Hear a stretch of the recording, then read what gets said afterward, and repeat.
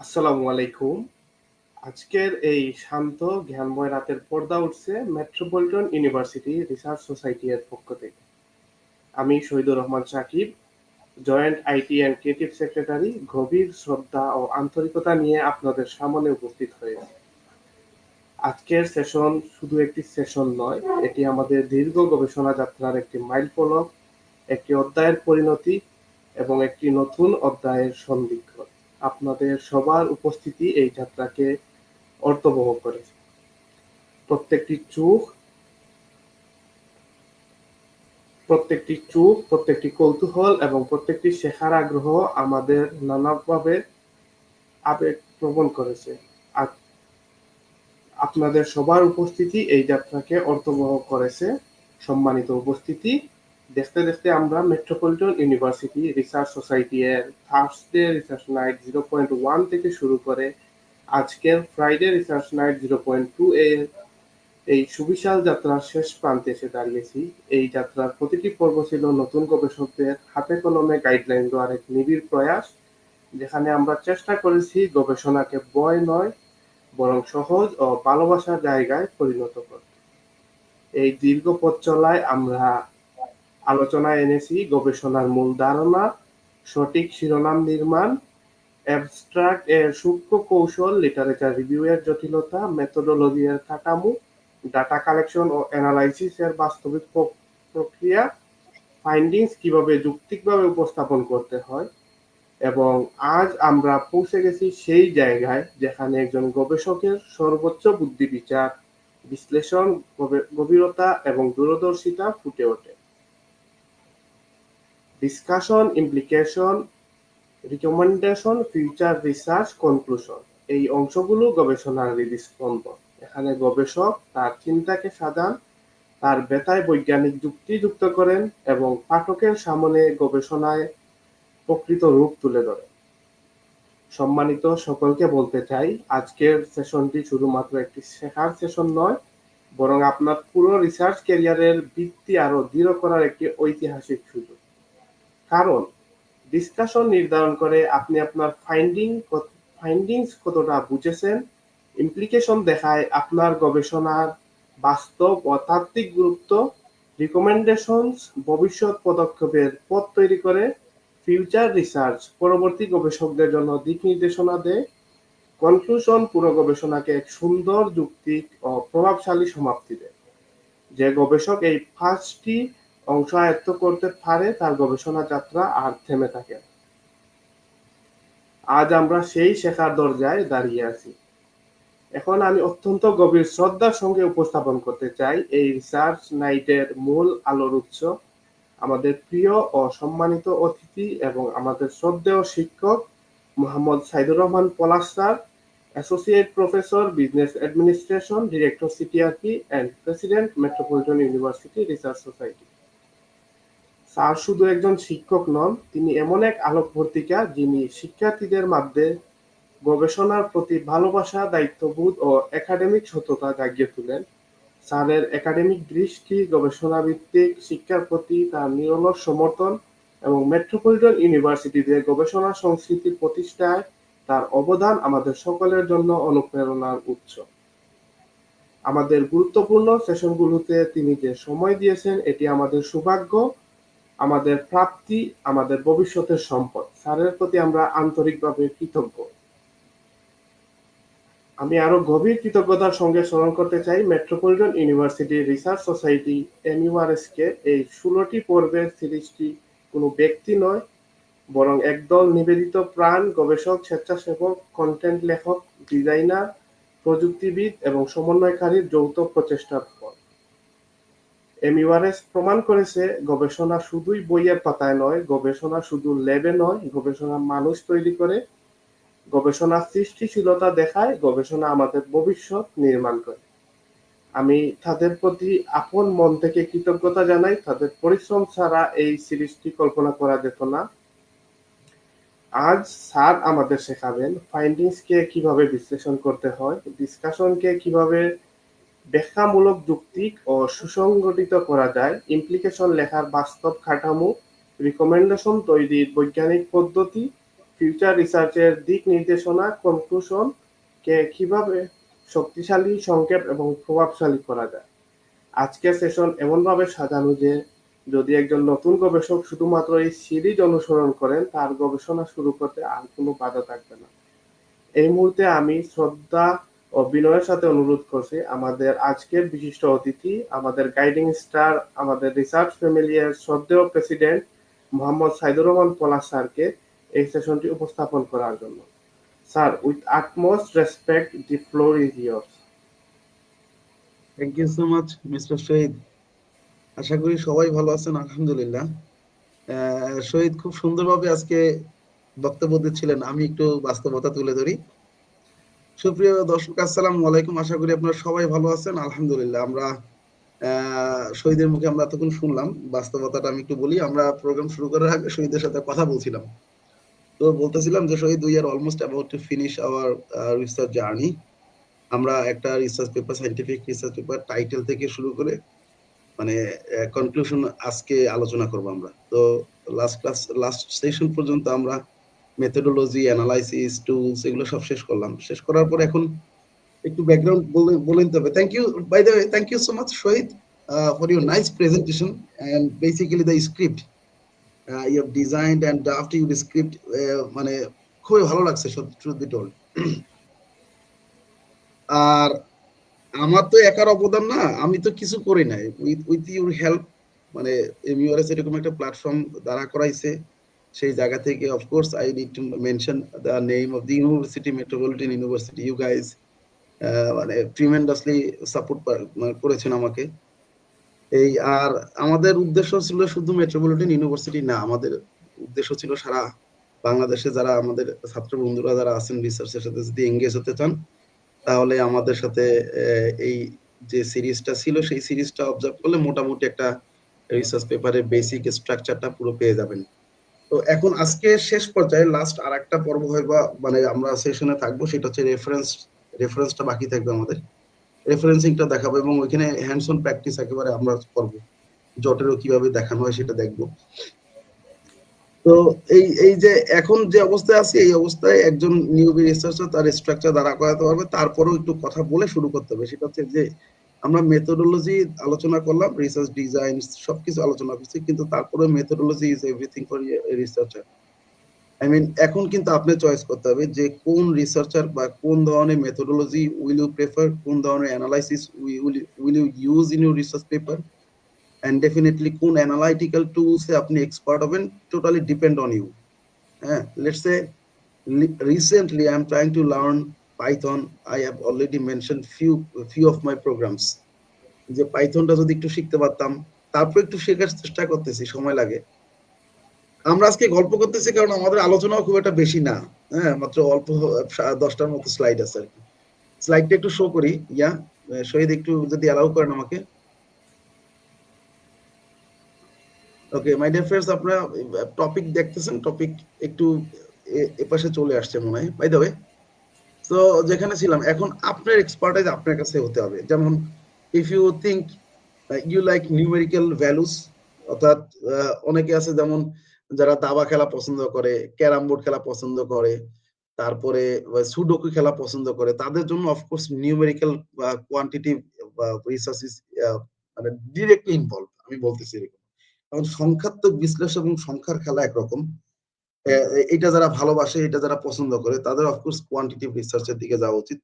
এখন কোয়ান্টিটিভ রিসার্চের ক্ষেত্রে আমরা কোন ধরনের টুলস গুলা বেসিক্যালি ইউজ করি, আমরা লাস্ট সেশন গুলোতে এগুলো সব আলোচনা করে ফেলছি, যে আমরা এমওস, পিএলএস, এসপিএসএস, এক্সেল, তারপরে আরও ব্যবহার করি আমরা, বাই দ্য ওয়ে। তো এখন যদি মনে করেন যে না, আপনি কোয়ালিটেটিভ রিসার্চ, অর্থাৎ লিখা রিসার্চার সেইড দ্যাট যে qualitative research is the beauty of research, অর্থাৎ কোয়ালিটেটিভ রিসার্চে যেরকম ইচ্ছা সেরকম সাজানো যায়।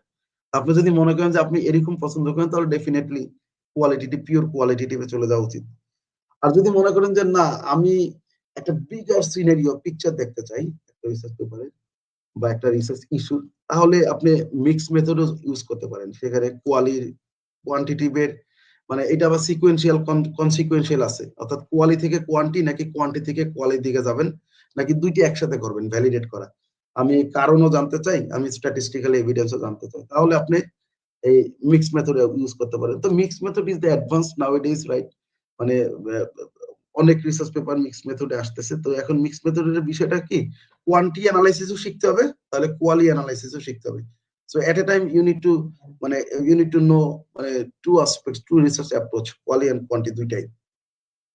আর এটা হয় মানে আপনার রিসার্চাররা এটা করে, দুইটাই করে, কিছু মানে সবাই করবেই তার ইচ্ছা মতো।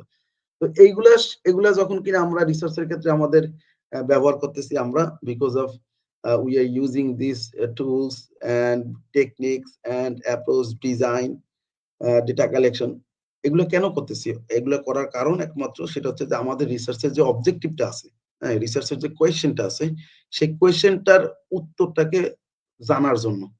হ্যাঁ, ইদার আপনি কোয়ান্টিটিভ ভাবে জানবেন অথবা আপনি কোয়ালিটেটিভ জানবেন। কোয়ান্টিটিভ কেমন? যে 74% of the women workers in garments industry, in commercial bank employees in Bangladesh, they are suffering severe burnout. So 74%. This is quantity. And on the other end, আপনি যদি বলেন যে অধিকাংশ women in commercial bank employees, they are suffering in burnout. অধিকাংশ মানে তো 51 থেকে অধিকাংশ। সেই অধিকাংশ শব্দটা আপনি কোয়ালিটিতে ব্যবহার করতে পারেন। হ্যাঁ, এটা এখন যেভাবে আপনি লিখতে পারেন। আর কোয়ান্টিটিভ হচ্ছে যে কোভিড একটি মানে মিক্স মেথডটা যেটা বলি, কোভিড একটি মারাত্মক ব্যাধি, মরণঘাতী ব্যাধি। সিলেটে 2% কি বলে টডলার, মানে আল্লাহ মাফ করুক, এরা মারা গেছেন। এইটা হচ্ছে কোয়ালি এবং কোয়ান্টির সমন্বয়। কোভিড একটি মরণঘাতী ব্যাধি, এই শব্দটা এটা যেমন কোয়ালি, আর পরের স্ট্যাটিস্টিক্স আমার হচ্ছে কোয়ান্টি। এটা হচ্ছে যখন একসাথে আমি রিসার্চ আনতেছি তখন সেটা আমরা মিক্স মেথড বলি। এখন এগুলো অ্যানালাইসিস করার জন্য আপনারা আপনাদের পারদর্শী যে যেটার ভালো লাগে সেইটাই আপনি সেন্টিমেন্ট অ্যানালাইসিস করবেন, আপনি ইচ্ছা মতো করবেন। আপনি ইমেজ স্ক্যানিং করবেন, আপনি আপনার মতো করবেন। আপনি ভস ভিও দিয়ে কাজ করবেন, আপনি আপনার মতো করবেন। আপনি এনভিওতে পারদর্শী হবেন, আপনি আপনার মতো করবেন। আমরা ইনশাআল্লাহ নেক্সট সেশনটা, অর্থাৎ আমাদের সামনে তো পরীক্ষা চলে আসবে স্টুডেন্টদের ডিসেম্বরে।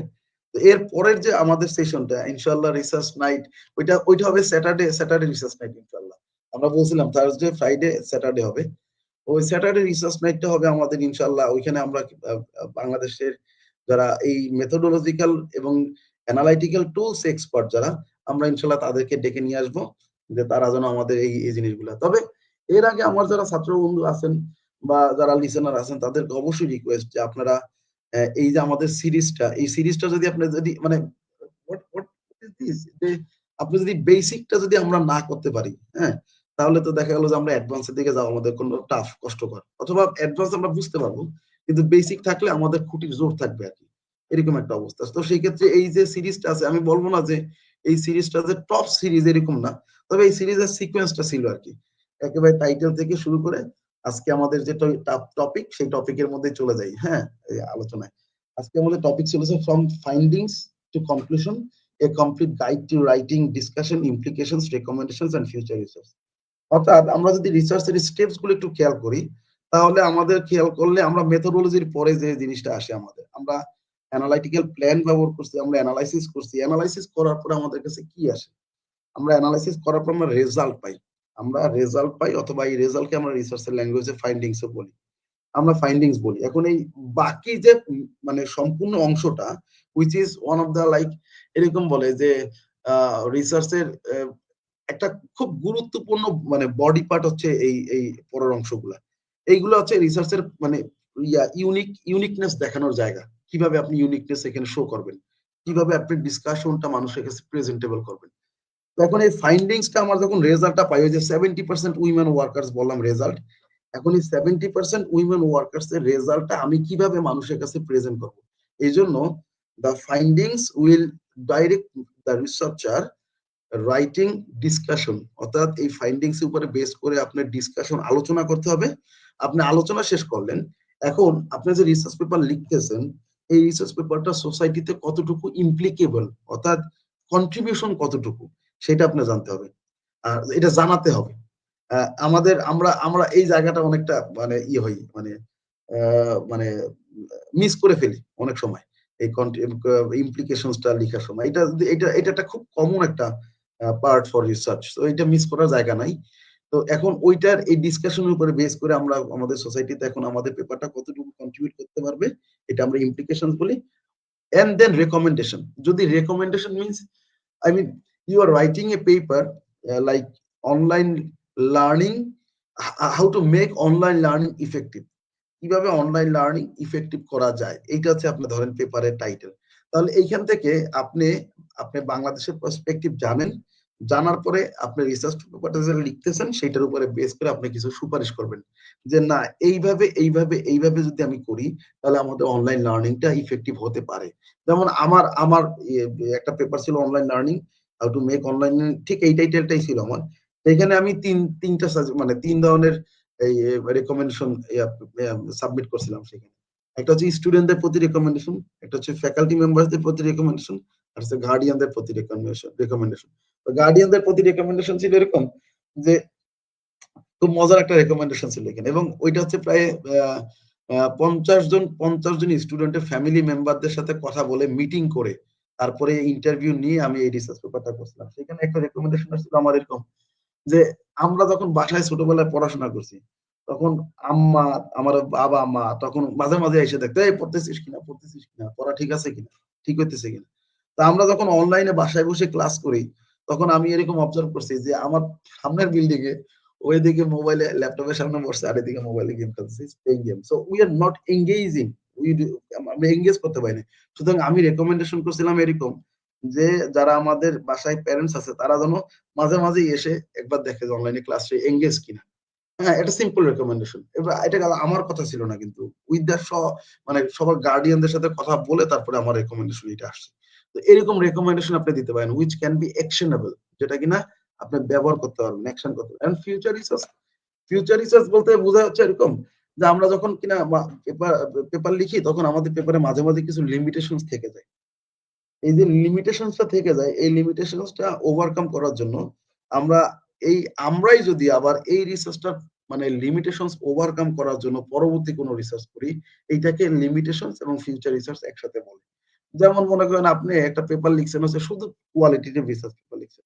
এখন আপনি আহ, আপনি জানতে চাচ্ছেন আবার কোয়ান্টিটি ভ্যালিডেশন কেমনে হয়, তখন আপনি ওইখানে লিখে দিতে পারেন যে researches has already only taken quantitative research approach research design, but researchers suggested the other researcher to conduct a research on qualitative aspects অথবা মিক্স মেথড। সো এই যে আমরা লিমিটেশনস থেকে ফিউচারের দিকে ধাবিত করতেছি, this is called limitations and future research.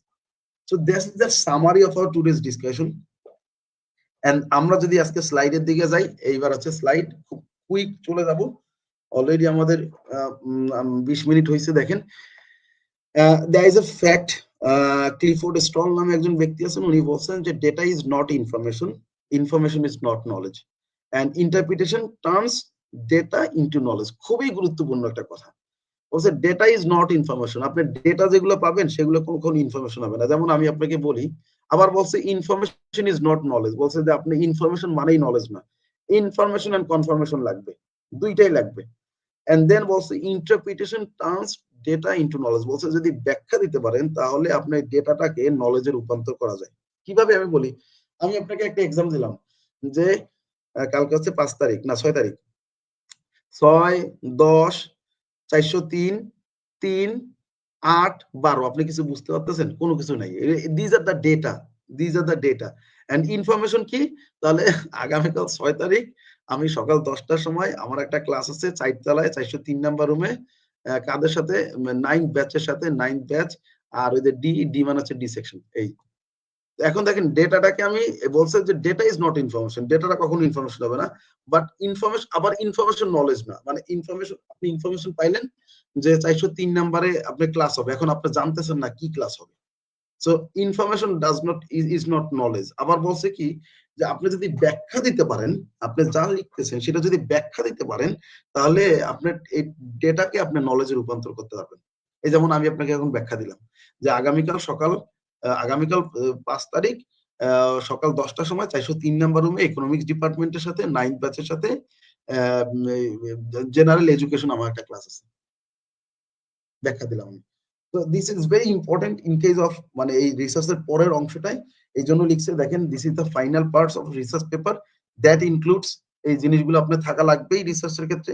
What ever you are writing, discussion theoretical, first of will discussion, theoretical and practical implications, recommendation, policy guidelines একটু ডিফারেন্ট জিনিস, একটু সামনে আলোচনা হবে। Then conclusion, limitations and future directions. And আবার যে শেষে যে কথাটা লেখা আছে এইটাও খুব গুরুত্বপূর্ণ। This section transform the research findings into meaningful knowledge. বলছে যে এই যে আমি যে ফাইন্ডিংসটা পাবো, আমার যে ফাইন্ডিংসটা আসবে, either qualitative or quantitative or mixed method, আমি যে ফাইন্ডিংসটা পাবো সেই ফাইন্ডিংসটা আমাকে একটা মিনিংফুল নলেজের দিকে নিয়ে যাবে। এই নলেজটা কিভাবে লিঙ্ক করবে, দেখেন লেখা আছে লিঙ্কিং রেজাল্টস উইথ থিওরি। কোন থিওরি আমি ইউজ করতেছি, অথবা আমার রিসার্চ পেপার কোন থিওরিটাকে সাপোর্ট করতেছে, অথবা কোন থিওরির কোন জায়গায় লিটারেচার গ্যাপ আছে সেটা ফিল আপ করতেছে। এন্ড বলছে লিটারেচার এবং রিয়েল ওয়ার্ল্ড অ্যাপ্লিকেশনস, বলছে যে এই যে আপনি রিয়েল ওয়ার্ল্ড অ্যাপ্লিকেশন, অর্থাৎ আমরা যখন ডিসকাশন করব তখন আমাদের রিয়েল ওয়ার্ল্ড, আমি যে টপিক নিয়ে কাজ করতেছি সেটাই প্রিভিয়াস লিটারেচার কেমন হইতেছে বা কারেন্ট লিটারেচার কি বলতেছে সেটা আলোচনা করব। এজন্য বলছে রিয়েল ওয়ার্ল্ড অ্যাপ্লিকেশনস গুলো এখানে আমরা পাবো। আবার কোথায় এটা অ্যাপ্লাই করা হবে সেটা আমরা জানতে পারবো এর মাধ্যমে। দেখেন এটা ছিল facts, very precise. and then দেখেন now it has been written from findings. শহীদ একটু রিড আউট করেন তো, দেখেন তো এটা কি লেখা আছে ফাইন্ডিংস, প্রথম first chapter. Findings of what research have found, present the result only, no interpretation, numbers, tables, themes, whatever. Good, thank you. এখন আমরা অ্যানালাইসিস করে ফেলছি আমাদের নির্দিষ্ট পছন্দ অনুযায়ী, আমাদের অ্যানালাইটিক্যাল টুলস দ্বারা এবং অ্যানালাইটিক্যাল প্ল্যান দ্বারা আমরা অ্যানালাইসিস করে ফেলছি। এখন আমরা অ্যানালাইসিস থেকে যা পাইতেছি সেটাকে আমরা ফাইন্ডিংস বলি। এই জন্য এখানে লেখা আছে findings means what researchers have found, আপনি যেটা পাইছেন সেটা। Present the result only, present the result only বলতে এখানে একটা বিষয় আছে, বিষয় আছে বলতে আপনার researchers to researchers perception vary করতে পারে এবং মতামত ডাইভার্ট হইতে পারে।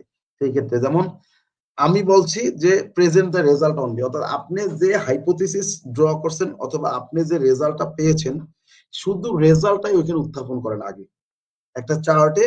এই যে নিচে লেখা আছে numbers, tables, themes or codes, আগে আপনি রেজাল্টটা উত্থাপন করে তারপর আপনি ডিসকাশনের দিকে যান। আবার অনেকে রেজাল্ট উত্থাপন করে না, শুধু ওই ফাইন্ডিংস এবং ডিসকাশনস একবারেও লিখে ফেলে অনেকে।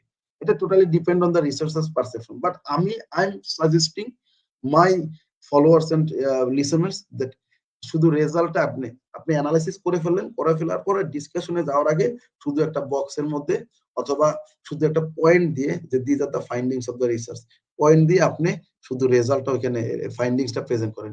1 লাইনের হোক, 2 লাইনের হোক, 5 লাইনের, 10 লাইনের, যতটুকুই হোক আপনার রেজাল্টটাতে নো ইন্টারপ্রিটেশন, রেজাল্টের ব্যাখ্যা এখানে করার দরকার নাই।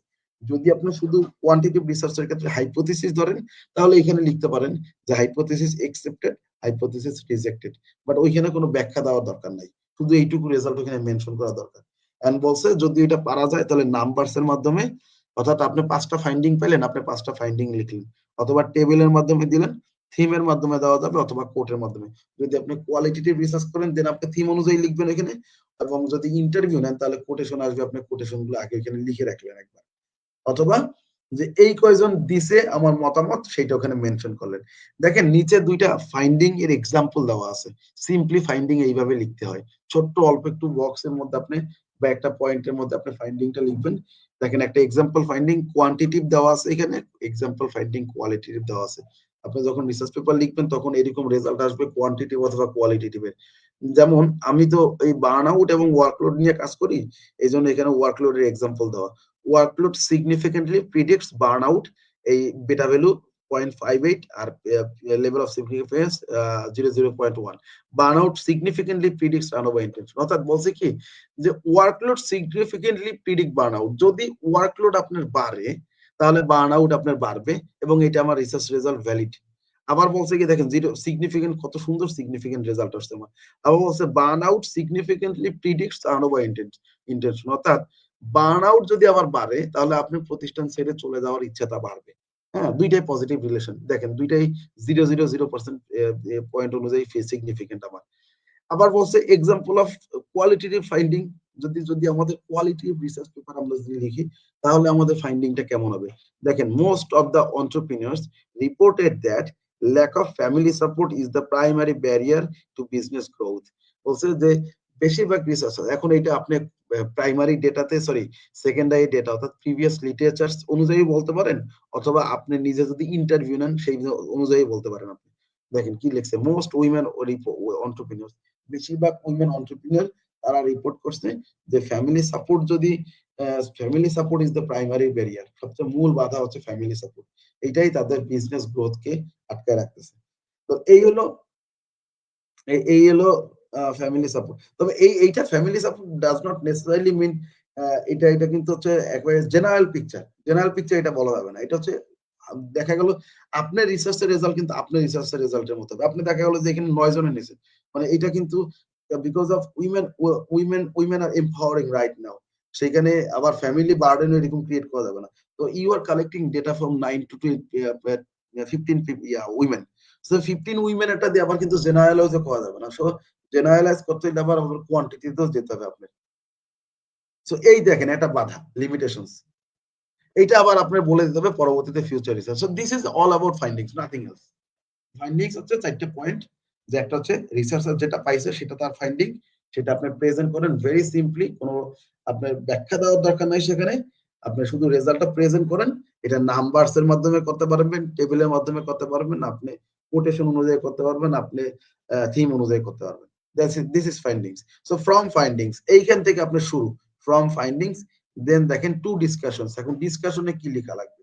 ডিসকাশনটা কিন্তু গুরুত্বপূর্ণ। ডিসকাশনে লেখা আছে দেখেন, ফাইন্ডিংস কেন হলো এক্সপ্লেনেশন। দেখেন এরকম হইতে পারে যে সব রিসার্চারের রেজাল্ট একরকম, আপনি একজন রিসার্চার, আপনার রেজাল্ট আসছে বিপরীত, কিছু করার নেই। এবং আরেকটা জিনিস আমি একটা ক্লু বলে দেই, বিপরীত এবং মানে ইনকনসিস্টেন্ট রেজাল্টের রিসার্চের ক্ষেত্রে ভ্যালু আছে আবার, বুঝতে পারছেন? দেখা গেল সবাই বললো যে স্মোকিং কজেস ক্যান্সার, আর আপনি বললেন যে I have never seen a person who died within বলে আফটার স্মোকিং। হ্যাঁ, আপনার রিসার্চে আপনি এইভাবে বলতেছেন, you are challenging the current results, you are challenging that. এখন এটা আমি কেন বললাম, এই এক্সাম্পলটা কেন দিলাম, ফাইন্ডিংস কেন হলো এক্সপ্লেনেশন, অর্থাৎ আপনার রেজাল্টটা কেন এরকম আসছে আপনি খুঁজে বের করতে হবে তখন কেন আসছে রেজাল্ট। আপনি দেখবেন, ধরেন মনে করেন আপনি কি বলে একটা কাজ করতেছেন মণিপুরি কমিউনিটির উপরে, তাহলে মণিপুরি বললো ওরা এখানে যে এখানে ম্যাক্সিমাম উইমেনরাই তাদের সংসার চালায়। হ্যাঁ, এখন এটা তো যদি রেজাল্ট জেনারেলাইজ করতে চান কমন পিপলে, ও কিভাবে সম্ভব উইমেনরা তাদের ইয়া চালায়, ফ্যামিলি চালায়, এটা সবার কাছে জেনারেলাইজ না হইতে পারে। সুতরাং আপনি এক্সপ্লেনেশন দিতে হবে যে this is the rituals and this is the common scenery of Manipuri community where women are frequently. ওইখানে যদি কেউ কাজ না করে সেক্ষেত্রে সেটা কিন্তু আমার রিসার্চের এক্সাম্পল। হ্যাঁ, রিসার্চ ইস্যু যদি কেউ কাজ না করে, মানে ফ্যামিলি কন্ট্রোল না করে। So this is the what you have found in your research, you need to explain it clearly. And then findings কিভাবে ঘটলো, লজিক, অর্থাৎ আপনি এই যে ফাইন্ডিংসটা আসছে এইটা ঘটার কারণ কি, এটা ঘটার কারণ হইতে পারে আপনার স্যাম্পল কম হইতে পারে, রিসার্চের স্যাম্পল, আপনি স্যাম্পলিং বায়াস থাকতে পারে, অথবা এই ধরনের রিসার্চ কেউ করে না এটা হইতে পারে, অথবা মনে করেন আপনি যে টপিকটা করছেন সেটা একটা রিসার্চের গ্যাপ ছিল এবং এই নির্দিষ্ট ইস্যুতে কেউ কনটেক্সট করে নাই, এইটা হইতে পারে। এন্ড দেন লিটারেচারের সাথে অমিল বা কম্পারিজন, অর্থাৎ আপনি আপনি যে টপিকটা নিয়ে কাজ করতেছেন অফকোর্স সেই টপিক নিয়ে আপনি প্রিভিয়াস কি লিটারেচার পাইছেন, পাবলিশড স্টাডি, রিসার্চ পেপার, ওগুলোতে আলোচনা করবেন। সেইখানে আপনার রেজাল্টের সাথে কোন জায়গাটা ডেভিয়েশন ডিফারেন্স আসছে, কেন ডিফারেন্স আসছে সেইটা এখানে তুলে ধরতে হবে এবং আপনি ওরা কি বলছে সেটা এক্সপ্লেন করতে হবে আর সেটা আনতে হবে। এইবার দেখেন একটা জিনিস বলি, আমরা যখন ভালো জায়গায় পেপার সাবমিট করি তখন আমরা বলি না 15% 16% turn it in plagiarism accept করা যায়। This is Y one of the biggest reason, যে ডিসকাশন আপনি যখন লিখবেন তখন অনেকের কথা আপনার এখানে আনা লাগবেই, তাদের মতামত। তারা বলছে যে অনলাইন লার্নিং কখনো এঙ্গেজ করা যাবে না, আর আমি বলতেছি অনলাইন লার্নিং এঙ্গেজ করা যাবে। আমি আপনাকে জানেন, আমি আপনাকে ফেসবুকে পড়াশোনা দেব, ফেসবুকে 24 ঘন্টা আপনি ফেসবুকে থাকা লাগবে, এমন অ্যাসাইনমেন্ট দিব আপনাকে 24 ঘন্টা আপনি ফেসবুকে থাকবেন, 24 ঘন্টা আপনার পড়াশোনা করা লাগবে। সো যদি এটা স্ট্র্যাটেজিক্যালি করা যায়, করা যাবে, অবশ্যই করা যাবে। বুঝতে পারছেন? By the way, and then বলছে থিওরি মিনিং, অর্থাৎ আপনি ডিসকাশনের মধ্যে কোন থিওরির সাপোর্ট আনছেন, কোন থিওরির ভেরিয়েবল গুলো আসছে, সেই ভেরিয়েবল গুলো থিওরির কিভাবে সাপোর্ট আসছে সেগুলো একটু উল্লেখ করা লাগবে। এন্ড ফাইনালি রেজাল্টস এর সিগনিফিকেন্ট অর ইম্পর্টেন্স, অর্থাৎ আপনার যে রেজাল্টটা আসছে সেই রেজাল্টের ইম্পর্টেন্সটা কেমন, কতটুকু গুরুত্বপূর্ণ। সো এইটা কিভাবে লিখে আরেকটু ডিপলি আমরা আলোচনা, this is all about the discussions. So there are 5 points you can find easily. Findings হলো এক্সপ্লেনেশন, ফাইন্ডিংস কেন আসলো সেটা লজিক দেওয়া লাগবে, এবং প্রিভিয়াস লিটারেচার কম্পারিজন করা লাগবে, থিওরি একটু টাচ করা লাগবে, এখানে থিওরির সাপোর্টটা কিভাবে আনছেন। ওই যে থিওরি বললাম না, মোটিভেশনের theory, Maslow's need hierarchy theory, দেখাচ্ছি একটু পরে সামনে। এখন দেখেন, there is a formula to keep you remind regarding the findings to write implications. Findings থেকে ইন্টারপ্রিটেশন করবেন আপনি, সেটা ইন্টারপ্রিটেশন এবং লিটারেচারের লিঙ্ক আনবেন আপনি, লিটারেচারের লিঙ্ক আনবেন, মানে প্রিভিয়াস লিটারেচার, ওয়াই কেন এটা এইরকম হয়েছে, আপনার রেজাল্টটা কেন হয়েছে এরকম, ওদের রেজাল্টটা কেন হয়েছে এরকম, এবং ইমপ্লিকেশন সোসাইটিতে কতটুকু এটা গুরুত্বপূর্ণ। এই এই ফর্মুলাটা আপনি মনে রাখলে আপনার ডিসকাশন শেষ, আর ডিসকাশনে আর কিছু আনা লাগবে না। এখন শেষে এপিএ গাইড, অর্থাৎ American Psychological Association, what they have said, you results tell what you happened and you discussion explains why it is happened. খুবই গুরুত্বপূর্ণ স্টেটমেন্ট।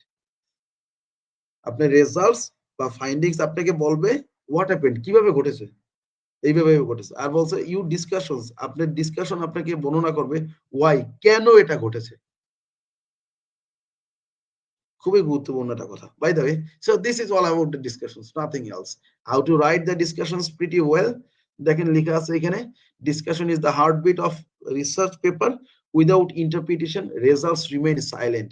বলছে যদি আপনি খুব ভালো রেজাল্ট আপনি আনলেন, খুব ভালো রেজাল্ট আপনি আনছেন, কিন্তু সেটা যদি আপনি ইন্টারপ্রিট না করতে পারেন, ওই রেজাল্ট সাইলেন্ট হয়ে থাকবে, ওই রেজাল্টের কোনো ভ্যালু থাকবে না যদি আপনি ব্যাখ্যা না করতে পারেন।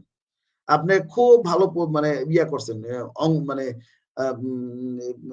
ভূমিকা ভূমিকা তারপরে থিওরি লিখছেন পরীক্ষা খাতায়, কিন্তু রেজাল্টের উত্তর যেটা, মানে আপনার যে অঙ্কের উত্তরটা আপনি লিখলেন না, তাহলে আপনাকে কিভাবে ইয়া করবে। ঠিক সেরকম এরকম এটাও, যে discussion is the heartbeat of research, বলছে উইদাউট কি ইন্টারপ্রিটেশন রেজাল্টস কিন্তু আপনার সাইলেন্ট থেকে যাবে এখানে।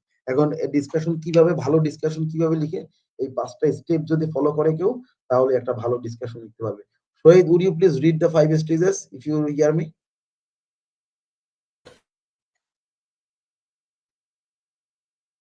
I cannot hear you. You are muted. Sorry, sir. Okay. Step 1, restate the key findings. Step 2, explain why this result occurred. Interpretation. Step 3, compare with previous studies. Literature link. Step 4, link to theory. Step 5, explain the meaning. What does the result mean? Yeah, thank you so much. এক number বলছে restate the কি findings, অর্থাৎ যা পাইছেন সেগুলো আবার একটু ব্যাখ্যা করেন ফাইন্ডিং ডিসকাশনে। হ্যাঁ, শুরুতেই ব্যাখ্যা করতে হবে অল্প অল্প করে। Then explain why this results occurred, বলছে যে কি বা কেন এই রেজাল্টটা হইছে এরকম, এই রেজাল্টটা ঘটার পেছনে কারণ কি, এটা ব্যাখ্যা লাগবে। and then বলছে compare the previous studies, previous studyতে যা হয়েছে তা এটা আমি লিটারেচার লিংক করব, and link to theory link করব, and explain meaning।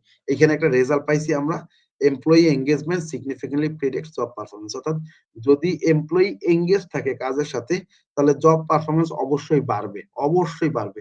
এখন এইটার এক্সপ্লেনেশন এখানে লেখা আছে। দিস ইনক্লুড, দেখেন এক্সাম্পল অফ ডিসকাশন, আমরা ডিসকাশন কিভাবে লিখবো। This indicates that highly engaged employees are more committed and motivated to perform, এটা হচ্ছে ইন্টারপ্রিটেশন আমাদের। সিমিলার রেজাল্টস, দেখেন আমরা কিন্তু প্রথম লাইনেই কিন্তু আমরা ব্যাখ্যা বলে দাম, একেবারে আইএলটিএস এর রাইটিং টাস্কের মতো এগুলো, জানেন। দিন বলছে দেখেন এই যে কি বলে, আমরা লিটারেচার সাপোর্ট নিতেছি। Similar results were found by Khan and Ali also, who also observed positive engagement performance relationship, literature link দেখেন এখানে লেখা আছে।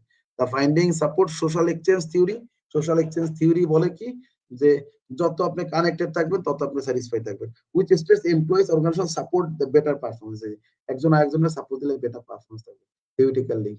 So this is all about how to write the discussion section, and আমরা ফাইন্ডিংস থেকে আমরা discussion কিভাবে লিখলাম সেটা বুঝতে পারলাম, এই 5টা স্টেজ ফলো করবে, নাথিং এলস। খুবই গুরুত্বপূর্ণ দুইটা টপিক মানে পার্ট আমরা আলোচনা করে ফেলছি, findings and discussions and then theoretical implications. Very simple, name employees, নাম আমাদের বলে দিচ্ছে। থিওরিটিক্যাল ইমপ্লিকেশনস অর্থাৎ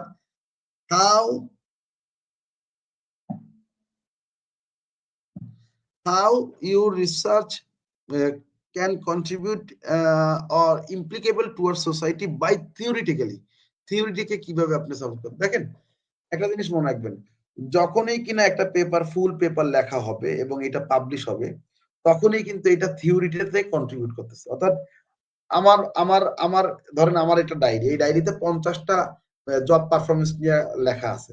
আমি যখন নতুন আর একটা পেপার লিখলাম, 51 নাম্বার পেপারটা ইনক্লুড হলো এই ডায়েরিতে জব পারফরমেন্স নিয়ে, তাহলে থিওরিটিক্যাল সাপোর্ট এটা, বা সরি থিওরিটিতে কন্ট্রিবিউশন, মানুষ নতুন একটা পেপার জানতে পারবে।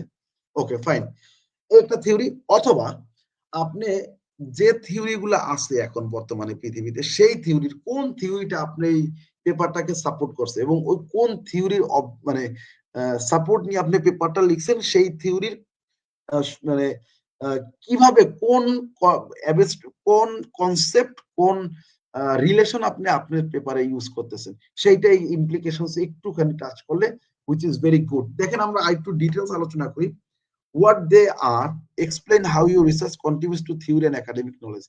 আপনার এই রিসার্চ পেপারটা কিভাবে একাডেমিক নলেজে, দেখেন আপনি যদি এখন অনলাইন লার্নিং নিয়ে একটা পেপার লিখেন, তাহলে অফকোর্স এটা ইউনিভার্সিটিতে সাপোর্ট করবে, এটা ইউনিভার্সিটি থিওরিতে সাপোর্ট করবে। এই তো দেখেন যেটা ইনক্লুড করবে, does your study support extend or modify A theory, বলছে আপনার রিসার্চ পেপারটা কি কোনো থিওরিকে কোনো একটা থিওরিকে সাপোর্ট করতেছে। অফকোর্স আপনি যেহেতু থিওরিটিক্যাল সাপোর্ট নিতেছেন আপনি ব্যবহার করবেন, ইয়েস। এন্ড এক্সটেন্ড, আপনার থিওরিটা কি এক্সটেন্ড করতেছে নাকি মডিফাই, নাকি কোনো কিছু চেঞ্জ করতেছে বা কোনো নতুন ডাইমেনশন আনতেছে, অর্থাৎ কোনো কিছু বাদ দিতেছে, আপনার এই থিওরিটিক্যাল ইমপ্লিকেশন আপনি একটু টাচ করবেন। এবং আমি অফকোর্স এই থিওরিটিক্যাল ইমপ্লিকেশন এইটুকু লেখার জন্য স্টুডেন্টদের কাছে অবশ্যই রিকোয়েস্ট করবো যে definitely you should take support from your supervisor অথবা রিসার্চ ফেলো, ওই যে কি বলে মেন্টর, আপনার যে মেন্টর থাকবে তার কাছ থেকে এই থিওরিটিক্যাল সাপোর্টটা, থিওরিটিক্যাল ইমপ্লিকেশনটা লেখার মানে সাপোর্ট নেওয়ার চেষ্টা করবেন। And finally, does it add new evidence in a unique context? আপনার রিসার্চ পেপারটা কি আসলে কোনো একটা নতুন এভিডেন্স, কোনো একটা নতুন এক্সাম্পলারি পেপার হবে যেটা কিনা ওই কান্ট্রি ওই সোসাইটিতে, কোনো একটা সোসাইটিতে এটা কি মানে কন্ট্রিবিউট করবে। যেমন আমার একটা পেপার আমি বলতে পারি যে পজিটিভ ইফেক্ট অফ কোভিড-19 অথবা থ্যাংক ইউ কোভিড-19 which contributes to the society not only in Bangladesh, around the globe। আপনার প্রায় 5টা ইন্টারন্যাশনাল ম্যাগাজিনের ফিচার হওয়ার কথা এই পেপারটা, জানেন, এবং 3টে স্পেশাল সার্কুলার ইস্যু সার্কুলার হওয়ার কথা এখানে। আমার কাছে অনুমতি নিছে তারা যে can we go for circulating the special issue on your topic which is thank you COVID-19। All the researchers, they have shown the negative effect of COVID-19। I personally who wrote two concept theoretical papers on the positive effect of COVID-19। Can you imagine the positive effect of COVID-19? COVID-19 ওই সময় আসার কারণে আমাদের পৃথিবীতে এখন পর্যন্ত মানে একটু মানে কার্বন ডাই অক্সাইডটা অনেকটা বাড়ছে, এই যে সরি অক্সিজেনের লেভেলটা।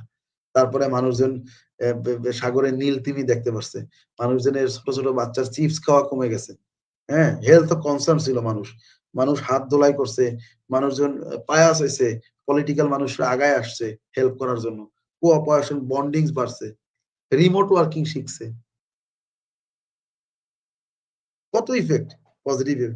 মানুষ এইভাবে থিঙ্ক করে না। So this is the contributions towards society by theoretically this paper. ওইটা কিন্তু থিওরি, ওটা উইলি টপ ডাউনলোডেড পেপার, আমি আবার বলতেছি, বুঝতে পারছেন? আচ্ছা এখন দেখেন এক্সাম্পলটা কিভাবে লিখছে এখানে, the study extend the job demand resource model by showing that emotional burnout mediates the link between workload and turnover intention এবং বাংলাদেশি উইমেন ওয়ার্ক। বলছে যে আপনি এই আমি যে পেপারটা ব্যবহার মানে টপিকটা নিয়ে কাজ করতেছি, এখানে লিখছি, উদাহরণ দিছি, সেখানে জব ডিমান্ড রিসোর্স থিওরি ব্যবহার করছি আমরা। এই জব ডিমান্ড রিসোর্স থিওরি আমাদের এই স্টাডিটাকে সাপোর্ট করতেছে। শুধু এইটুকু আপনি লিখে দিবেন এখানে, এবং কিভাবে এইটা টার্নওভার এবং বার্নআউট কমাইতেছে বাড়াইতেছে এইটুকু মেনশন করা লাগবে। This is called theoretical implications and then practical and managerial implications, অর্থাৎ আপনি পেপারটা কিভাবে সোসাইটিতে ইউজ করবে। দেখেন আমি একটা কথা বলি সবসময় জিনিস use করি, সেটা হচ্ছে যে পৃথিবীতে সোসাইটিতে এই মানে 100% মানুষের রিসার্চার, তার মধ্যে 80% people are the practical researchers, আর 20% আর দ্য একাডেমিক রিসার্চার। এই 20% একাডেমিক রিসার্চার যে রেজাল্টটা প্রডিউস করে, যেমন আপনি পিএইচডি যারা করে তাদের রিপোর্ট, যারা পেপার লিখে তাদের এই পেপারের রেজাল্ট, এইগুলো আমরা সমাজে আমরা ইমপ্লিমেন্ট করি। যেমন আপনি যদি একটা জিনিস চিন্তা করেন, আপনি যদি একটা জুতাও কিনতে যান ধরেন, বা আপনি একটা মোবাইল কিনতে যাইতেছেন, তখন কিন্তু আপনি প্রচুর স্টাডি করে যাইতেছেন, অ্যামাজনে দেখতেছে, সরি বিভিন্ন মোবাইল অনলাইন মাধ্যমে দেখতেছেন, দেখার পরে তারপর আপনি কিন্তু দোকানে যাইতেছেন মোবাইলটা কেনার জন্য। So it's research, but it's practical research. আমরা রিসার্চাররা ওই প্ল্যাটফর্মটা তৈরি করতে সহায়তা করছে একাডেমিক রিসার্চার যারা। একাডেমিক রিসার্চাররাই বলছে যে smoking causes cancer, that's why people keep away from smoking. So সবাই কিন্তু রিসার্চার। এখন বলছে প্র্যাকটিক্যাল রিসার্চ ইমপ্লিকেশনস কি, আপনার এই পেপারটা কিভাবে সোসাইটিতে কিভাবে প্র্যাকটিক্যালি ইমপ্লিমেন্ট করবে। দেখেন কি লিখছে, পারপাস হচ্ছে show how organisations, managers, HR leaders and policy makers can use your results. আমাদের এই রেজাল্টটা, আমরা যে পেপারটা লিখবো সেই রেজাল্টটা কিভাবে তারা ইউজ করবে সেটা এই পেপারের মাধ্যমে তারা জানতে পারবে। হাউ টু রাইট, কিভাবে বলছে স্টেট দ্য ফাইন্ডিং, বলছে শুধু finding, explain its real world meaning and suggest specific action. বলছে যে প্রথমে স্টেট দ্য ফাইন্ডিং, শুধু একবারে এক সেন্টেন্সে বা অর্ধ সেন্টেন্স আপনি ফাইন্ডিংটা লিখতে হবে, এক মানে পুরো পেপারের কনসেপ্টটা এক সেন্টেন্সে আনতে হবে। এক্সপ্লেইন রিয়েল ওয়ার্ল্ড মিনিং, এইটা এইটা রিয়েল ওয়ার্ল্ডে কিভাবে আপনি ইমপ্লাই করবেন এখন, এন্ড সাজেস্ট স্পেসিফিক অ্যাকশন, এবং এইটার এগেইনস্টে আপনি কি কাজ, আপনার এই পেপারটার মাধ্যমে তারা কি কাজ করতে করতে পারবে সোসাইটিতে। যেমন এই যে হাত ধোলাই করতে হবে, কোভিড আসলে হাত ধোলাই বেশি, হাত ধোলাই জানলো কেমনে, আব্দুল্লাহ কোয়া লাগবে। রিসার্চার রিসার্চ করে বের করছে যে আব্দুল্লাহ কোয়া লাগবে, হাঁচি দেওয়া যাবে না, হাঁচি কোনোই ব্যবহার করতে হবে। This is called practical implications of the research. And finally, policy key implications. So if you think your research paper will guide government, regulatory bodies, education ministry, or labor policy makers to formulate any policy, you can propose it, but it varies from paper to paper. অর্থাৎ কোন পেপারে policy making, policy implications দিতে পারবেন, কোন পেপারের মধ্যে policy paper হবে সেইটা, কোন পেপার রেকমেন্ডেশন ব্যবহার করবেন, সেটা আপনি আস্তে আস্তে বুঝতে পারবেন যে পলিসি, আমি পলিসি গাইডলাইন দিতেছি, আমার পেপার কি পলিসি গাইডলাইন ডিমান্ড করতেছে কিনা, বা আমার পেপার কি রেকমেন্ডেশন ডিমান্ড করতেছে কিনা। বাই দ্য ওয়ে, যদি পলিসি ইমপ্লিকেশনস লাগে, যদি পলিসি ইমপ্লাই করা লাগে অথবা পলিসি রেকমেন্ড করা লাগে, সরি ফর্মুলেট করা লাগে, তাহলে আপনি এই 4টা-5টা জায়গায় ফোকাস করা লাগবে। গভর্নমেন্ট এজেন্সির দিকে ফোকাস করা লাগবে, রেগুলেটরি বডি যারা থাকবে তাদের ফোকাস করে পলিসি রেকমেন্ড করা লাগবে।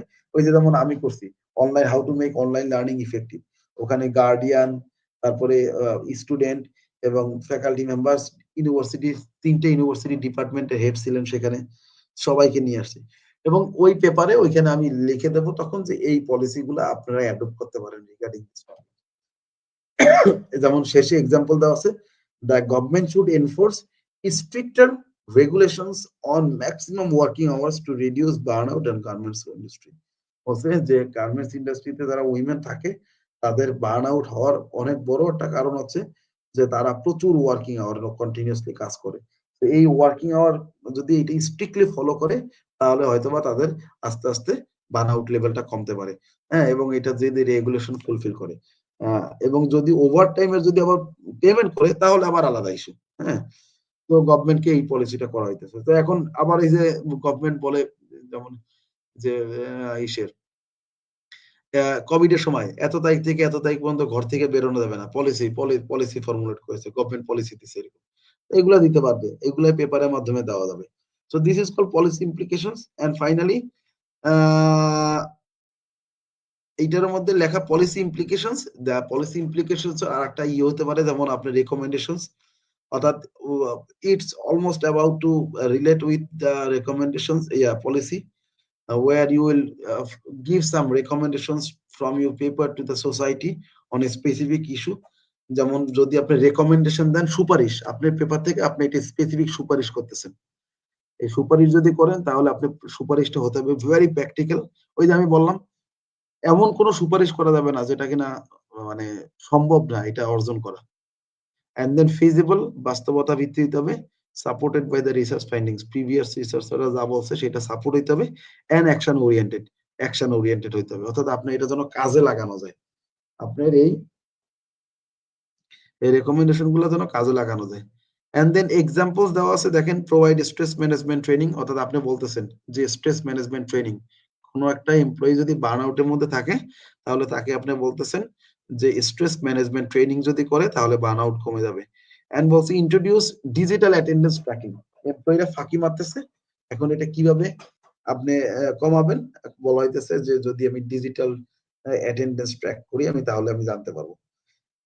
And finally strengthen internal grievance management, অর্থাৎ আমি সুপারিশ করলাম যে আপনাদের অভিযোগ যে দপ্তরটা আছে সেই দপ্তরটা আরো শক্তিশালী করেন, তাহলে এটা আপনি স্ট্রেনথেন। So this is all about the recommendations. I'm feeling little bit tired. By the way, so this is all about the implications, social implications and recommendation. And finally, almost about to finish. Finish বলতে conclusion কিভাবে লিখবেন, আমরা এখন conclusion কিভাবে লিখবেন এটা যদি আমি বলে দেই তাহলে তো সমস্যা, তাই না? এখন আপনি মনে করেন গরু রচনা আমাদের লিখতে দিয়েছিল ছোটবেলায়, সেখানে আমরা গরু রচনা শেষে আমরা কি লিখছি সেটা আমরা জানি। তো আমরা এখন ওই অনুযায়ী কনক্লুশন আমাদের নিজেদের মতো ড্রাফট করব। তারপরেও a few things you can keep in your mind. If you can observe this, then it's possible to make your conclusion writing good to great as well. A conclusion বলছে, conclusion হচ্ছে include থাকে হচ্ছে short summary of the research purpose, most important findings, theoretical and practical conclusion, closing statement. অর্থাৎ আপনি পুরো research পেপারে যে সামারিটা পাইছেন, সরি ফাইন্ডিংস, কি উদ্দেশ্যে রিসার্চ পেপারটা লিখতেছিলেন সেই উদ্দেশ্য বাস্তবায়ন করার মতো যে ফাইন্ডিংস রেজাল্ট আপনি পাইছেন সেইটা, এখন এই ফাইন্ডিংসটা কোথায় কোথায় কাজে লাগানো যাবে আর কাজে লাগলে ভবিষ্যতে কি হবে, শেষ। এই চারটা মোটো আপনার মধ্যে রাখবেন, শেষ। এক নম্বর হচ্ছে যে কি উদ্দেশ্যে এই পেপারটা আমরা লিখতেছিলাম, হোয়াট ওয়াজ আওয়ার অবজেক্টিভ। দুই নম্বর, ওই অবজেক্টিভের অনুযায়ী আমি কি আমার রেজাল্টটা পাইছি কিনা, ফাইন্ডিংসটা। আচ্ছা ফাইন্ডিংসটা পাইছি, ফাইন্ডিংসটা আমি কিভাবে আমার থিওরিটিক্যাল এবং প্র্যাকটিক্যালি আমি সোসাইটিতে কন্ট্রিবিউট করব, এইটুকু। আর ফাইনাল হচ্ছে ক্লোজিং স্টেটমেন্ট, ভবিষ্যতে কি হবে। কিন্তু এখানে একটু জিনিস অ্যাভয়েড করা লাগে, সেই অ্যাভয়েডটা কি, এই কনক্লুশন এসে কোনো নিউ ডেটা আনা যায় না, নতুন কোনো সাইটেশন এবং লং এক্সপ্লেনেশন দেওয়া যাবে না।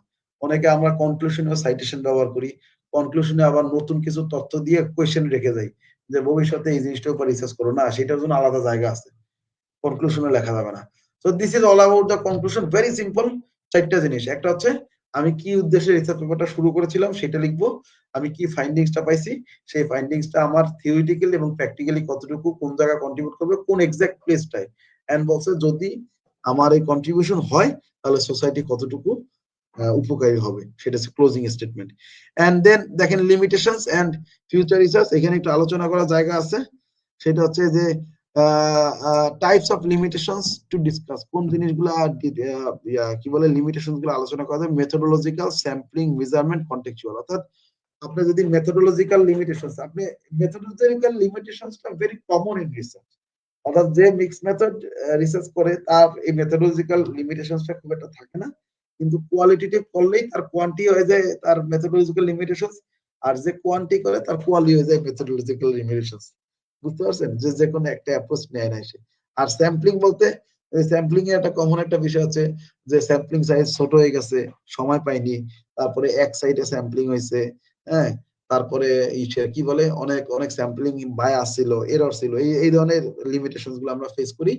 এন্ড দেন বলছে মেজারমেন্ট, অর্থাৎ মেজারমেন্ট বলতে মাঝে মাঝে আমরা এই যে আমরা মানুষের স্টেটমেন্ট গুলা নেই অথবা আমরা যে কোয়েশ্চেনিয়ারের জন্য যে অপিনিয়ন গুলো নেই সেগুলা মাঝে মাঝে নিজেদের গুলা নিয়ে নেই, কিন্তু সেটা এস্টাবলিশড যে মেজারমেন্ট থাকে সেটা আমরা নেই না।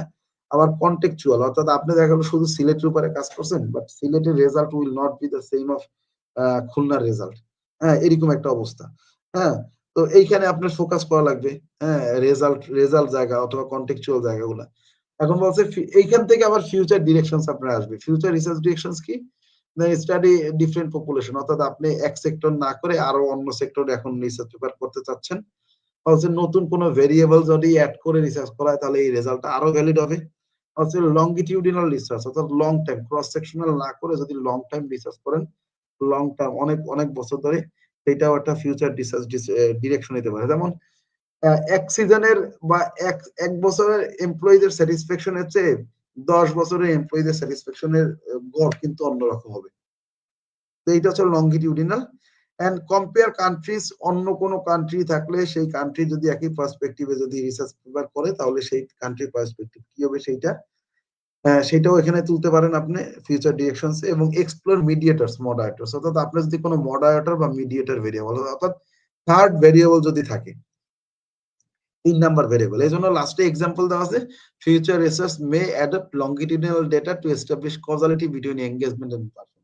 অর্থাৎ ভেরিয়েবল নিয়ে আসছে এখানে লংগিটিউডিনাল রিসার্চ, অর্থাৎ বলে দিচ্ছে লং টার্ম রিসার্চ করার জন্য।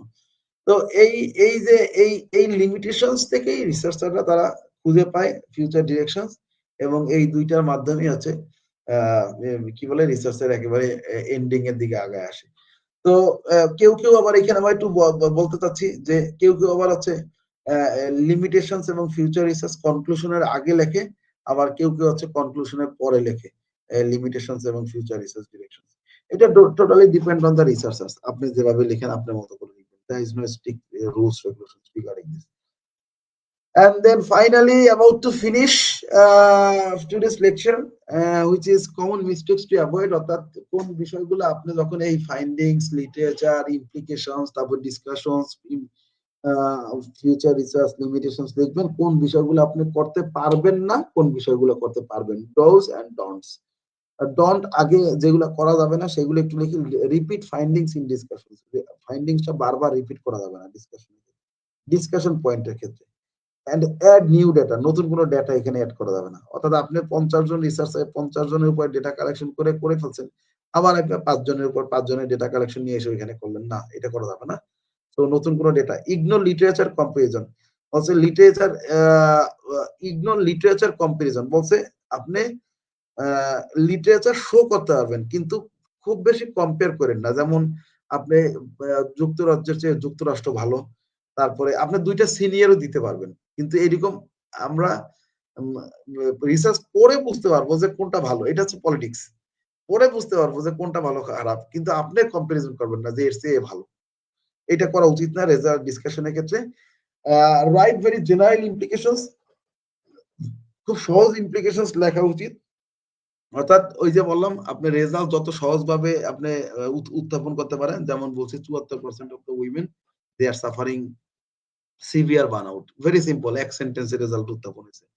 এন্ড দেন ফাইনালি বলছে মেক রিকমেন্ডেশন উইদাউট এভিডেন্স, আপনি কোনো রেকমেন্ডেশন করতে পারবেন না যেটার এভিডেন্স আপনার কাছে নাই। আপনি এভিডেন্স নাই সেই ধরনের, আপনি ডেটা কালেকশন করেন নাই, আপনি ইন্টারভিউ নেন নাই, কিন্তু আপনি রেকমেন্ডেশন হিসেবে বলতেছেন, নো, ইম্পসিবল, বলাই যাবে না। আর ডোজ কি কি জিনিস করা যাবে হচ্ছে link findings and theory, explain why and how, give actionable recommendation, maintain logical. আপনি আপনার মতো করে যেগুলো আপনার রিসার্চকে ভালোভাবে সাজাতে পারে আপনি সেইভাবে লিখবেন। এই যে কোন জিনিস করা যাবে আর কোন জিনিস করা যাবে না, এইটা যদি মানতে যান তাহলে তো বিপদ। আমার আমার রাইটিং, আমার লেখা, আমার কি বলে ডেটা কালেকশন, আমার মতো করে আমি লিখবো, তো আপনার কি তাতে? মানে বিষয়টা হচ্ছে এরকম। That's all about you. That's all about your choice. That's all about you writing. And this is the way how you can turn your findings to the complete conclusions. এর মধ্যে আপনি ডিসকাশনস, ইমপ্লিকেশনস, কন্ট্রিবিউশনস সবই আপনি নিয়ে আসছেন। So finally, there is a quote: findings tell you what happened, discussions tells you why it matters. Theory without evidence is speculation, evidence without theory is noise. And finally, every recommendation must stand on a shoulder of findings. প্রত্যেকটা recommendation আপনার একটা একটা findings এর উপরে ভিত্তি করে লেখা লাগবে। That's all about the today's lecture. Now it's your choice, my dear friends, to ask any questions if you have regarding the topic. If you have not, inshallah, thank you. Assalamu alaikum.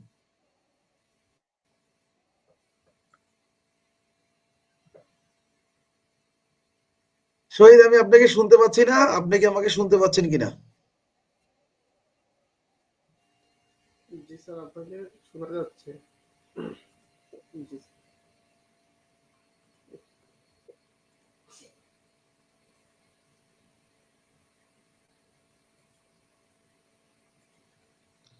Sir বলেন, আমার বক্তব্য আপাতত শেষ এখানে, আর কোনো বক্তব্য নাই। আর ইনশাল্লাহ আমরা নেক্সট সেশনটা, আমি অনেক বক্তব্য বলবো, মানে করছি, ক্লিয়ার করছি আমার আজকে শুরুতেই। নেক্সট সেশনটা আমরা একটু শিখবো হচ্ছে আমাদের, আমরা যেহেতু কনক্লুশন পর্যন্ত শেষ করে ফেলছি, নেক্সট লেকচারটা আমরা একটু জানবো শুধু রেফারেন্সটা কিভাবে শেষ করা লাগে, রেফারেন্স এবং সাইটেশন সম্পর্কে আলোচনা করবো, এবং একটা প্র্যাকটিক্যালি দেখাও দেবো ইনশাল্লাহ, আশা রাখি যে কিভাবে জটেরোটা জটেরো না মেন্ডেলে দেখাবো, না জটেরো সহজ তো ফ্রি, এটা আমি ইনশাল্লাহ দেখাই দেবো। হ্যাঁ স্যার, এবার বলেন sir, if you have any observations জি রিগার্ডিং স্যার, মাই সমস্যা নেই। ধন্যবাদ, ধন্যবাদ স্যার আপনাকে। জি, স্যার আমাকে শোনা যাচ্ছে? শোনা যাচ্ছে? আচ্ছা, একটা মিনিট আমি একটু আহ, জি আমাকে বারবার কে ফোন করতেছে? জি হ্যালো, জি ওয়ালাইকুম আসসালাম।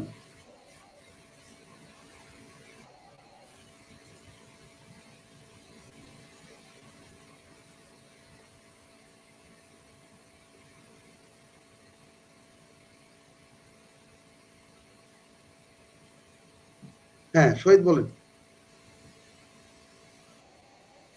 জি স্যার, ধন্যবাদ স্যার আপনাকে। দীর্ঘ 16টি পর্ব আমরা সফলভাবে সম্পন্ন করতে পারছি। এটি শুধুমাত্র আপনার অধ্যাবসায় এবং দিক নির্দেশনার কারণেই আমরা আজ এতদূর।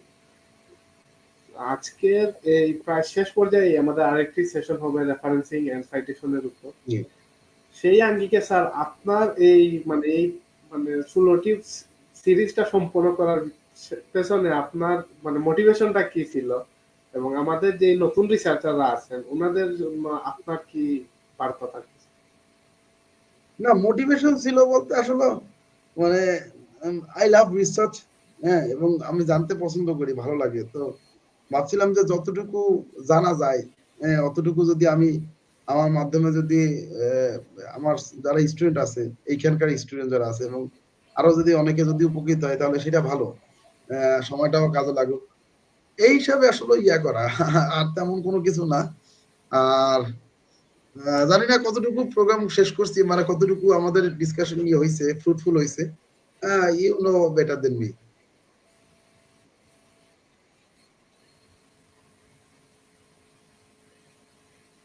আর একটা জিনিস কি জি স্যার। বললেন যেন আপনি, আর একটা জিনিস হচ্ছে যে স্টুডেন্টদের প্রতি বিষয়টা হচ্ছে যে দেখেন, আপনি যদি মানে সারাক্ষণ পড়াশোনাই করেন, পড়াশোনা করার পরে যদি এটা রেজাল্ট যদি পরীক্ষার মাধ্যমে যদি রেজাল্ট জানতে না পারি আমরা, তাহলে তো আসলে লাভ নাই।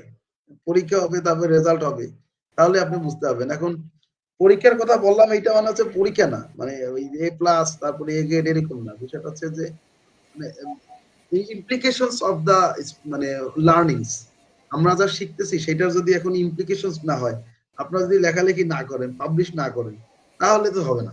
আপনাদের লিখতে হবে, পাবলিশ করতে হবে, তাহলেই সার্থক। শহীদ,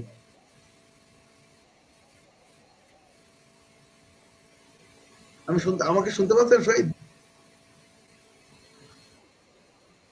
জি স্যার, শোনা যাচ্ছে স্যার। হ্যাঁ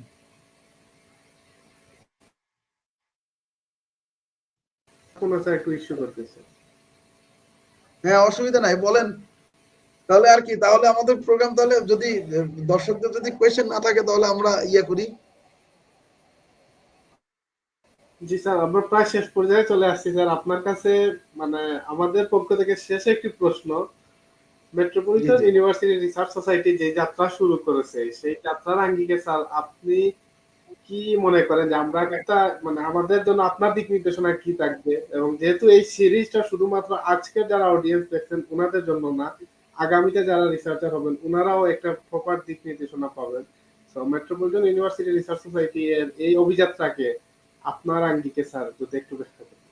না, অবশ্যই আপনি লিখতে হবে। আমার আমার আমার রিকোয়েস্ট, আমার কোনো কথাবার্তা নাই এই ক্ষেত্রে। আমার কথা হচ্ছে লিখতে হবে। Until and unless starting writing of your paper, মানে আপনি যে জিনিসটা লিখতে চাইতেছেন সেটা যতদিন পর্যন্ত না লিখবেন ততদিন পর্যন্ত আসলে মানে আপনি আটকাবেন না। মানে আপনি লিখতে থাকেন, লেখা শুরু করেন, তারপরে আটকায় যান, তারপরে আপনি শিখতে পারবেন বেশি বেশি। সুতরাং লিখতে হবে। আর এই সে কি বলে, আমরা যে আসলে এইখানে আলোচনা করছি সেই আলোচনা যে সর্বোচ্চ সেরা আলোচনা, টপ আলোচনা এরকম না। এর চেয়ে অনেক ভালো ভালো লেকচার অলরেডি আছে বিভিন্ন জায়গায়। তো হয়তোবা এটা বাংলায় দিছি আমি, সেক্ষেত্রে আপনার বুঝতে সহজ হবে আরকি। আর আমাকে এখানে ধারে কাছেই পাবেন যেকোনো সময় যেকোনো কোয়েশ্চেন করার জন্য। এইটুকু একটু হবে আরকি, হ্যাঁ? তো যারা নতুন রিসার্চার যারা আছেন তারা দেখেন, এরপরে যদি কোনো প্রশ্ন থাকে আপনারা জানায় দিবেন। আর আমাকে এভেইলেবল পাবেন ইনশাআল্লাহ। আমার নাম লিখলে পাবেন ইনশাআল্লাহ। তো এই হচ্ছে অবস্থা মিস্টার শহীদ। মেবি ইউর ফিজ হ্যাঁ। আচ্ছা, বাই দ্য ওয়ে আমি একটা কোয়েশ্চেন এখানে পাইছি। খাদিজা ফেরদৌস উর্মি। সবাই সালাম দিছেন। খাদিজা আসসালামু আলাইকুম, ওয়ালাইকুম সালাম। ইব্রাহিম সালাম আলাইকুম, ওয়ালাইকুম সালাম। রেজাউল সালাম দিয়েছেন, ওয়ালাইকুম সালাম। খাদিজা কোয়েশ্চেন করছে, sir it is important to add methodology in the research or in the literature article like the paper about poetry. Of course madam, it depends of কি বলবো, ইয়েস ইয়েস, আপনি মেথোডোলজি লিখতে পারবেন, মানে লিখতে হবে আপনাকে। কারণ কি, what literatures you are collecting, from where, from when to when, and কার কাছ থেকে আনতেছেন এটা মেনশন করতে হবে। এটা ইদার আপনি প্রথমে লিখেন অথবা পরে লেখেন। হ্যাঁ, কিছু কিছু সময় আপনার বইয়ের চ্যাপ্টার গুলা লেখার সময় মাঝে মাঝে ওরা বলে যে না, কি বলে, মেথোডোলজি না লিখলেও চলবে। হ্যাঁ, অর্থাৎ ঢালাওভাবে যদি লিখেন আপনি, অথবা যদি পলিসি প্রপোজাল করেন আপনি, তখন সেখানে মেথোডোলজি না লিখলেও চলবে। যদি পাবলিশ পেপার লিখেন, হ্যাঁ, লিটারেচার আর্টিকেল লিখেন, তাহলে লিখবেন। এটা আপনি হতে পারে এই যে আমরা যে স্টেপ গুলা বলছি, প্রথমে টাইটেল, তারপরে অ্যাবস্ট্রাক্ট, তারপরে introduction, methodology, question, objectives, literature review, theory, তারপরে মেথোডোলজি। এইভাবে ওইখানে মেথোডোলজি লেখা লাগবে এরকম না, আপনি শেষেও লিখতে পারেন, একেবারে পড়া পুরো শেষেও লিখতে পারেন, তবে লিখতে হবে আপনাকে। হ্যাঁ, আর তারপরেও ওই যে বললাম বইয়ের চ্যাপ্টার গুলা, সেই চ্যাপ্টার গুলাতে কিছু কিছু মেথোডোলজি সারা লিখে লাগবে। আপনার যেটা উত্তর সেটা যে লাগবে। বলেন শহীদ। জি স্যার, ধন্যবাদ স্যার আপনাকে। আপনার অসাধারণ অন্তর্দৃষ্টি, সমৃদ্ধ এবং হৃদয়স্পর্শী উপস্থাপনার জন্য আমরা আন্তরিকভাবে কৃতজ্ঞ। আজকের সেশনে আমরা যে আপনারা যারা উপস্থিত ছিলেন, এটি আমাদের কাছে একটি আস্থা, একটি বিশ্বাস, একটি প্রতিশ্রুতি। আমরা বিশ্বাস করি গবেষণা একজন মানুষকে পরিবর্তন করে, তার চিন্তাকে শানিত করে, তার দৃষ্টিভঙ্গি বিস্তৃত করে। আগামী শুক্রবার আমাদের এই সিরিজের শেষ পর্ব, রেফারেন্সিং অ্যান্ড সাইটেশন, যেখানে আমরা গবেষণাপত্র লেখার চূড়ান্ত ধাপগুলো শিখব। সবাইকে সেই সেশনে উপস্থিত থাকার অনুরোধ রইল। শেষ করছি কৃতজ্ঞতার সুরে। May almighty Allah bless your research journey and make knowledge a light in your life. আসসালামু আলাইকুম। ওয়ালাইকুম আসসালাম। আসসালামু আলাইকুম, জাযাকাল্লাহ ভাই।